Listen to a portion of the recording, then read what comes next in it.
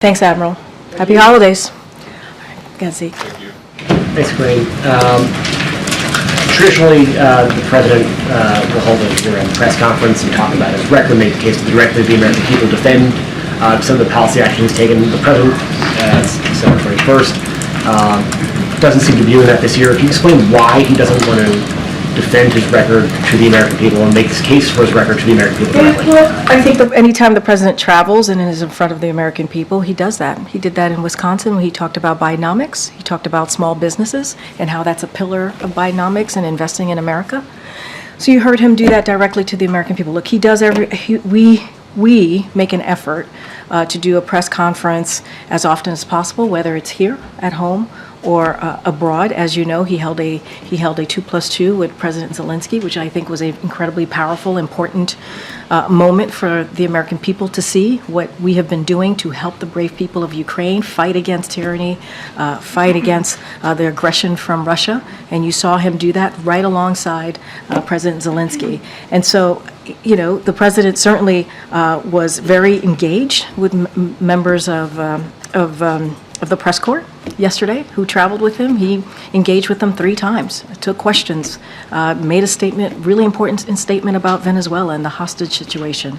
And so this is something that we really make an effort to do, and we will continue to do that in 2024, do as many as press conferences as possible abroad and at home. Sorry, can you tell me, do as many as possible?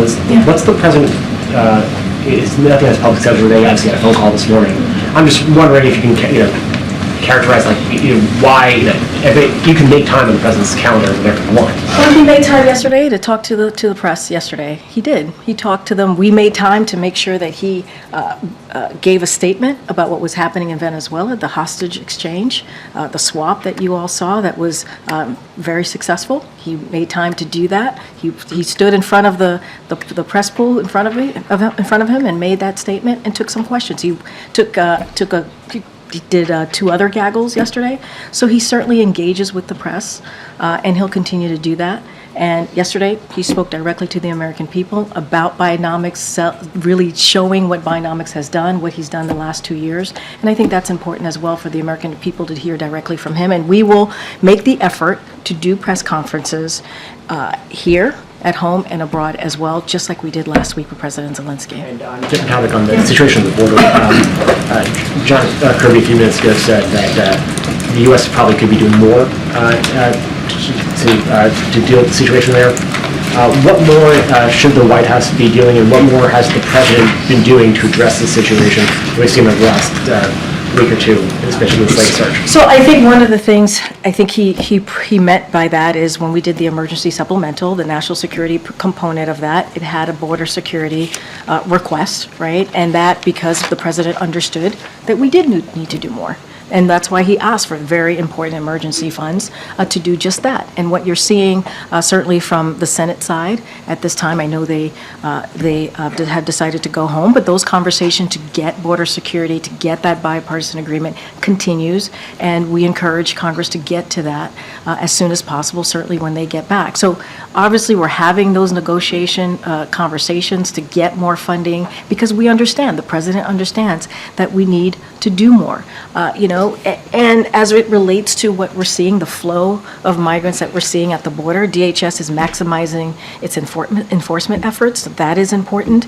And the thing that is also, is important is the message that we have to send to smugglers, right? We have to be very, very mindful because they also put out misinformation. So we try to be mindful there as well. And what we're seeing here at the border, the migration flow, increased migration flow, certainly it ebbs and flows, and we're at a time of the year where we're seeing more at the border, and it's not unusual. This is an immigration system that has been broken for decades, and the president has taken this very seriously to try to do more. That's why we have the comprehensive immigration policy legislation that the president put forth on day 1. So yes, there's more to be done, but we need the help of Congress to get that done. There's nothing the president can do himself unilaterally to sort of reach we asked for more border patrol, right? And he was able to get 24,000 more border patrol folks, law enforcement folks at the border. That's unprecedented.